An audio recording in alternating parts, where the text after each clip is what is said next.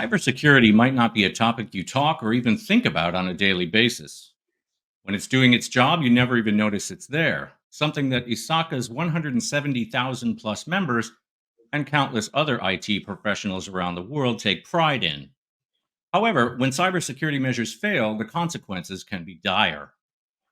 I'm Dan Taylor, managing editor at Tech.eu, and I'm joined today by Chris Dimitriadis, chief strategy officer at ISACA, to discuss this and other industry related topics. Chris, good morning, and thank you for joining me. Good morning. Thank you for the invitation. Thank you. You're very welcome, Chris. Before we dive in, can you just set the stage here? To be honest with you, before we set this up, I do use cybersecurity. We all do, but I had really no idea who ISACA was and how long it's been around and what you do. Can you give us an overview? Absolutely. So ISACA is a 50-year-old organization. We started with providing training and credentialing in the IT audit space. And then the organization has invested in several different adjacent professions, like in cybersecurity, in privacy, in risk, in governance of technology as a whole. And nowadays, as you said, we have more than 170,000 members in more than 180 countries around the world. And we have a beautiful community of experts, of volunteers, of people who really want to contribute in those professions in order to bring forward the state of the art in the domains I mentioned, in order to create good practices, and in order to help enrich our training and credentialing offerings. We also develop frameworks like the COVID framework, which was used back in 2000 to help comply with the Sarbanes-Oxley regulation in the United States, and it's being used today in order to establish controls, IT controls, and to also perform audits and assessments. And we have also developed the CMMI framework. Actually, CMMI is part of ISACA since 2016. And CMMI is a framework that is measuring the capability and maturity of organizations around the world. It has been developed by Carnegie Mellon University, and now it's part of ISACA since 2016. So all in all, we are a global community that is working towards promoting the state of the art in the domains I mentioned. But like I said in the intro, when it works, it's great because we don't even know that it's there, and everything is safe and secure. Chris, when it doesn't work, can you give us some examples? Like, so I have a virus on my computer, right? No big deal. Like when the topics that ISACA and its members address, when it doesn't work, what are the consequences, shall we say? Several different consequences from at an individual level and especially at the corporate or government level. So cybersecurity, it's all about trust. It's all about customer trust, about citizen trust.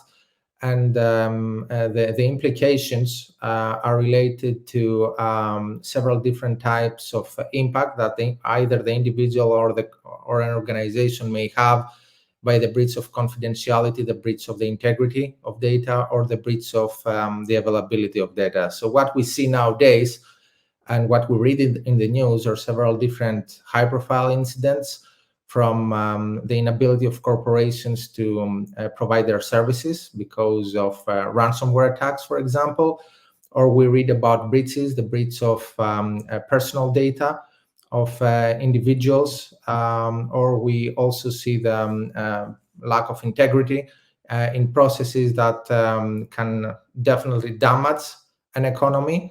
It can definitely cause legal implications, but most importantly, as I said in the beginning, it may breach trust with the customer, with the individual, and this is hugely important, especially for the success of enterprises nowadays. Right. Okay. So the bottom line is definitely affected. Absolutely. Right. Okay. Well, in that case, Chris, I mean, it would seem to me, as you've just outlined, that security should be, it should be everybody's job at the company, right? I mean, coincidentally, and this is truly a coincidence, ISACA has launched. You mentioned privacy breaches. ISACA has launched a privacy in practice report today, which I had an advanced read of.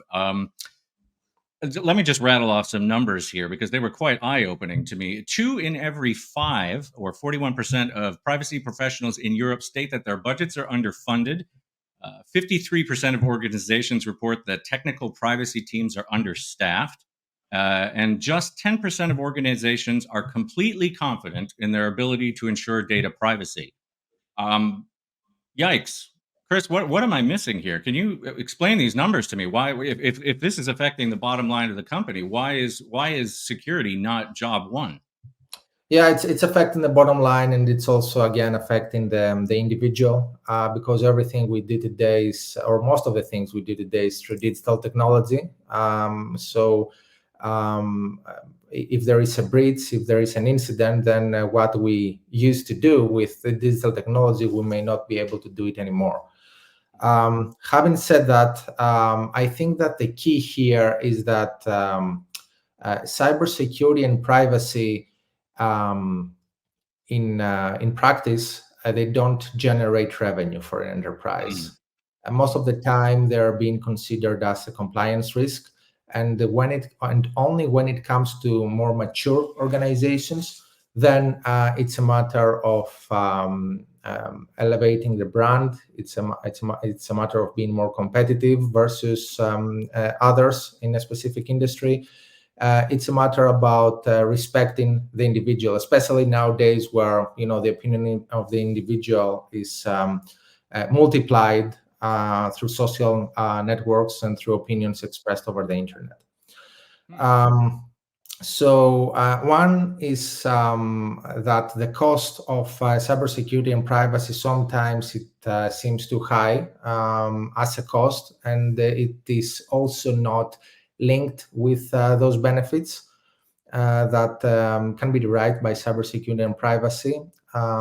It is not linked with the business objectives of an organization, so it's very, very hard to see a return on investment, right? So this is why many enterprises are more skeptical in investing more, especially those that are less mature, or those that are struggling to provide a minimum profitability, to achieve a minimum profitability. Though for those, it is very, very hard sometimes to apply the right cybersecurity and privacy controls.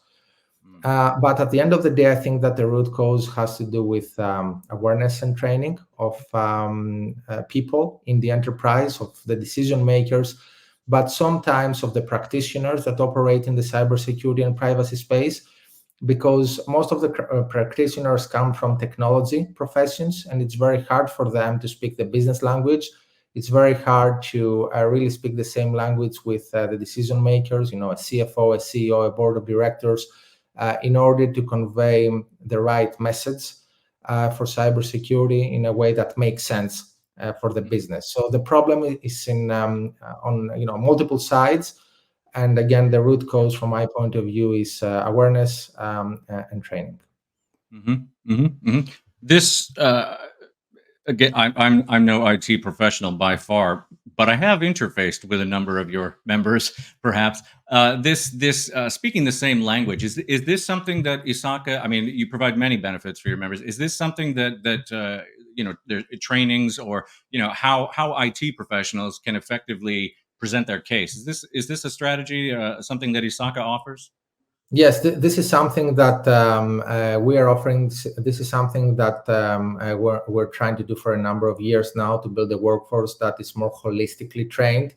And one of the key benefits of ISACA is that our global community has invested in several different domains, not only in cybersecurity, but in audit, in privacy, as I mentioned, in risk, and most importantly, in governance of technology.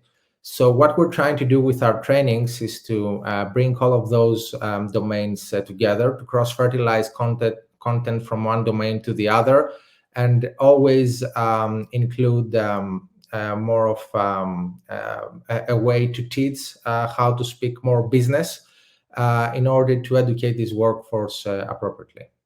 Sure. Good. Great. Chris, let's switch gears for a minute here. because we can't talk cybersecurity. Actually, well, you can't talk anything technology today without speaking about, of course, AI, and then another one that is gaining traction, and one that particularly interests me is quantum computing. I mean, talk to me about what is ISACA doing to prepare its members and hopefully the globe at large. Because one quick glance through the news and the combination of AI and quantum computing, and it looks like all of the encryptions and securities that we've built up over the past 50 some odd years are will be decimated overnight. Am I prophesizing too much? Am I unjustly scared, or is this actually the case? No, this is actually the case, and this is the academic approach as well. We know that quantum computers and the properties of the qubit, and generally the ability of quantum computers to process very large amount of data very, very fast, much faster than the supercomputers that we have today. This also provides the ability to factor large numbers, which is the premise of asymmetric cryptography or encryption at the end of the day. So theoretically, yes, quantum computers are able to break asymmetric cryptography to reveal private keys that today we use for digital signatures, that we use as the main premise of protecting blockchain, for example, that the banks and the finance sector is using in order to secure transactions in their industry. So definitely this can be broken, and it's definitely a worry, especially in combination with AI. And this is why several different governments around the world are taking initiative around it. In the United States, for example, the National Institute of Standards and Technology is trying to standardize post-quantum protocols in order to be able to develop a new set of encryption and security controls that can be put in place when quantum computers will become mainstream, because it's very, very early. I mean, even the largest quantum computer today is something like 1.1 qubits large. Yeah. But we're not there yet. That's what Yeah. I'm trying to say. Yeah. So definitely AI and quantum will change our world. And of course, we don't only need there to consider the threats. They're going to provide and immerse a huge amount of value to our society, to the economy, to the global economy, because we will see new products, we will see new services. We will be doing our business much differently in a few years from now,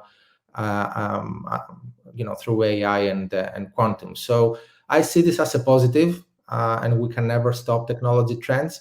At the same time, we need to take into account, new security approaches in order to make sure that this adoption of emerging technologies will be done in a trusted and safe for the individual manner. So to the first part of your question, indeed, ISACA is taking initiative in that space. Initiative that relates to trainings. I mean, we have launched trainings around AI a couple of years ago, and we did that in order to educate cybersecurity people, to educate auditors, to educate risk managers. And we did that because at the end of the day, you cannot protect what you don't understand. You need to understand the technology or a new trend in order to start thinking about how to protect it, right? In the AI case, for example, we have seen multiple new attacks arising from new phishing attacks, where one can send, for example, a link, you click it, and then there is a hidden text, a hidden command there that the AI will perceive as input, and then its whole behavior may change, for example. We see data poisoning attacks. We see, I don't want to, confuse you with the technical jargon. What I'm trying to say here is that there are new attacks that we see nowadays, and people need to be trained and educated in order to understand how AI operates in order to then be able to protect it. And the same applies for quantum, of course. Right. Well, thank you. Super informative. I don't know whether to be scared or relieved. Hopefully, you and your 170,000 plus members are going to, in fact, keep us all safe. Chris, I want to wrap it up because we want to keep this short and sweet. Is there anything else you'd like to mention today? I just want to say that there is a big role for governments to play as well. We see new regulations being put in place, but this will make a very big difference as we go forward. Because in my original comment, I spoke about cost, and I think that this is an opportunity for governments to subsidize part of this cost in training, in cybersecurity as a whole, in order to help several different factors of the economy. Innovate in a much more safe way.